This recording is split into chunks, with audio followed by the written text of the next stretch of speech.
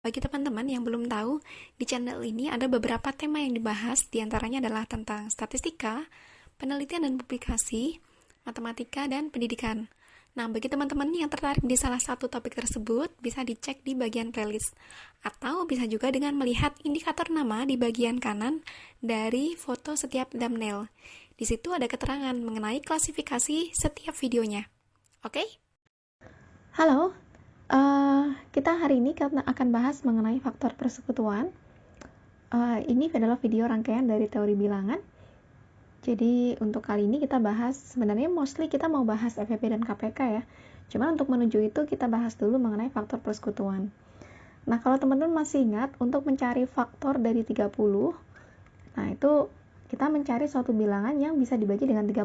Di antaranya adalah 1, 2, 3, 5, 6, 10, kemudian ada 15, 30. Ini adalah faktor dari 30.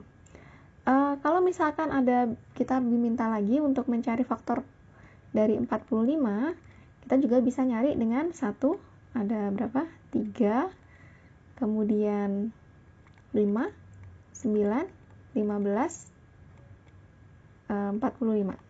Nah, ini adalah faktor dari 45. Nah, yang dinamakan faktor persekutuan itu adalah kita menyamakan nih dari faktor 30 dan faktor 45 itu yang sama. Persekutuan tuh yang bersekutu gitu, yang sama. Nah, dari sini kita bisa lihat bahwa ini baik di 30 maupun 45 ada angka 1. Kemudian ada 3, kemudian 5, kemudian ada 15. Oke. Nah, angka-angka ini merupakan faktor persekutuan. Jadi, faktor persekutuan dari 35 dan 45 itu adalah 1, 3, 5, 15. Jadi, mana sih faktor yang sama di antara dua itu? Nah, teman-teman udah paham ini dari dulu ya, mungkin dari SD sudah dipelajari mengenai masalah ini. Tapi secara matematis sebenarnya definisi dari faktor persekutuan itu apa sih? Nah, definisi dari faktor persekutuan itu adalah jika A dan B itu adalah bilangan bulat. Bilangan bulat D ini disebut sebagai faktor persekutuan dari A dan B apabila D ini bisa membagi A dan juga bisa membagi B.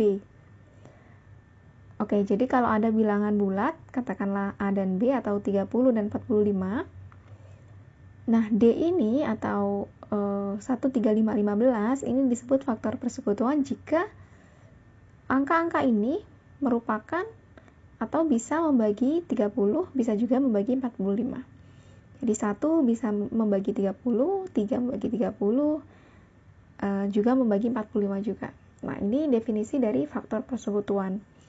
Nah, dari definisi faktor persekutuan inilah kemudian kalau teman-teman perhatikan bahwa 1 itu akan selalu menjadi faktor persekutuan dari semua bilangan. Jadi kalau misalkan sebagai contoh, kalau diminta mencari faktor persekutuan dari 2, kemudian dan 3, nah ini kan berarti faktor dari 2 itu adalah 1, 2. Faktor dari 3 adalah 1, 3. Nah, di sini kita bisa lihat bahwa 1 itu merupakan faktor persekutuan.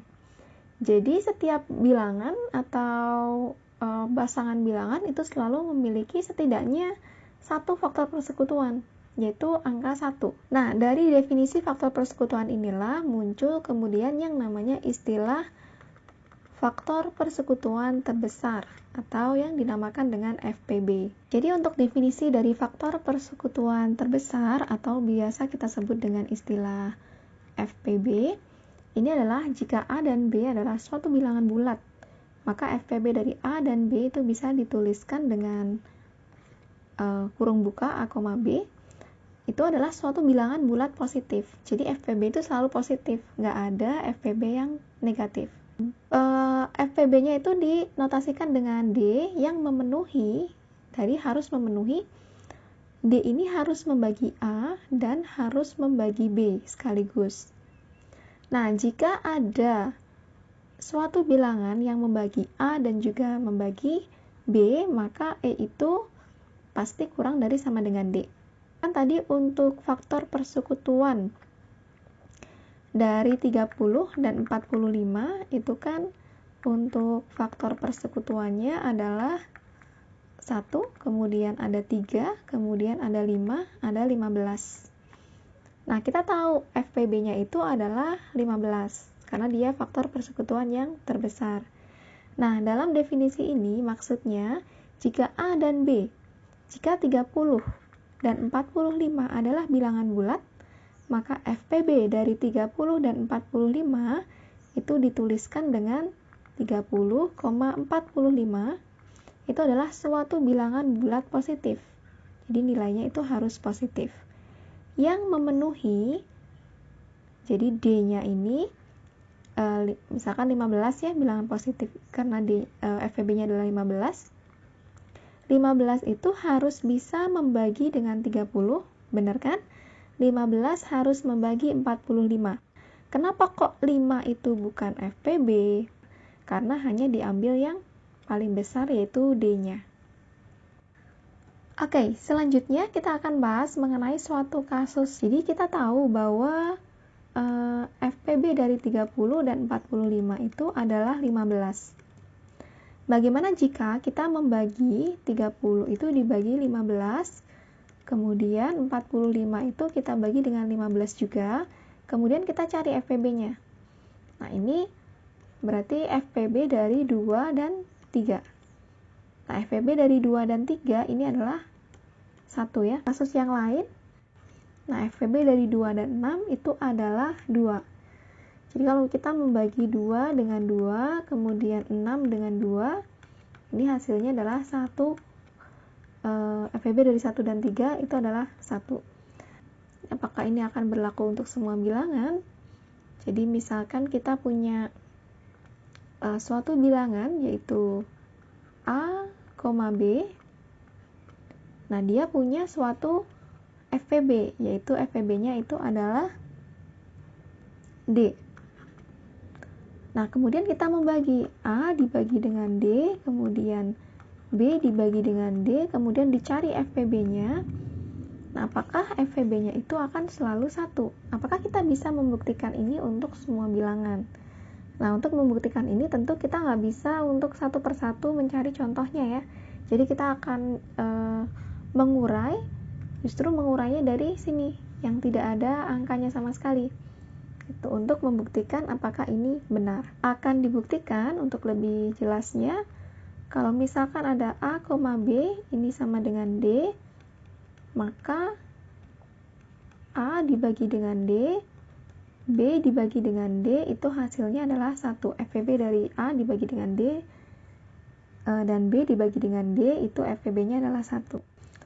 Andaikan untuk FPB dari A dibagi D, dan B dibagi dengan D, ini FPB-nya bukan 1, yaitu FPB-nya adalah suatu bilangan, kita sebut bilangan itu adalah C, di mana C ini kita andaikan dia lebih dari 1. Kemudian dari sini, kita akan berangkat dari sini. Kalau ada simbol seperti ini, kita bisa menjabarkan bahwa yang pertama, karena FPB dari A dibagi dengan D dan B dibagi dengan D adalah C, artinya C itu merupakan membagi A dibagi D. Kemudian yang kedua, C itu juga membagi B dibagi D. Karena apa? Karena C ini kita andaikan dia adalah suatu FPB, hasil FPB-nya. Oke, berarti berlaku ini, sesuai dengan definisi FPB. Nah, dari sini kita ingat lagi. C membagi dengan A dibagi D. Jadi ini adalah suatu bilangan ya, teman-teman. Ini adalah suatu bilangan. Berdasarkan definisi dari membagi, berarti ini kita bisa mengatakan bahwa ada bilangan, kita sebut bilangan itu adalah M, boleh K, bebas, di mana berlaku A dibagi D itu akan sama dengan MC. Ini pengertian dari keterbagian. Nah, kemudian ini juga demikian. Akan ada bilangan N di mana B dibagi dengan D ini akan sama dengan NC.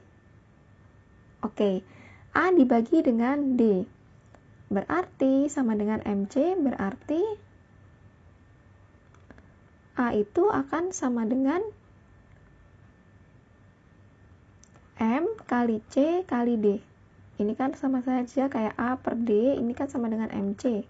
Berarti untuk mencari A, berarti kan M kali C kali D. Demikian juga untuk yang bawah, ini artinya juga B itu sama dengan N kali C kali D. Oke? Nah, selanjutnya, C dan D ini adalah faktor persekutuan. C ini faktor persekutuan, D juga faktor persekutuan. Ini merupakan faktor persekutuan.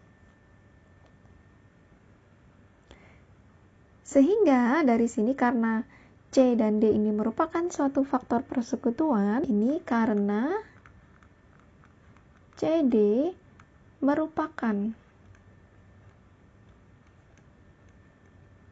faktor persekutuan C kali D ya, maka C kali D ini pasti kurang dari sama dengan D. Kenapa bisa begitu? Nah, kita ingat lagi. Kan D ini kita anggap dia adalah faktor persekutuan terbesar. Karena dia faktor persekutuan terbesar, artinya tidak ada yang lebih besar dari D. Ya kan? Sedangkan di sini kita memperoleh fakta bahwa CD merupakan faktor persekutuan juga. Berdasarkan definisi dari FPB, berarti kan C kali D ini akan kurang dari sama dengan D. Oke? Nah, dari sini kita bisa tahu bahwa C itu akan kurang dari sama dengan 1. Jadi di-cancel. Sesuai dengan sifat kanselasi, ini di-cancel, C kurang dari sama dengan 1. Oke, selanjutnya kita lihat kembali. Di awal kita mengandaikan C itu lebih besar dari sama dengan 1. Kemudian diperoleh C itu kurang dari sama dengan 1. Berarti nilai C itu sendiri itu adalah 1. Nah, jadi karena C lebih besar dari sama dengan 1 dan C kurang dari sama dengan 1, maka C itu sama dengan ya 1. 1 itu lebih besar dari sama dengan 1 dan 1 itu juga kurang dari sama dengan 1. Nah, ini sudah terbukti.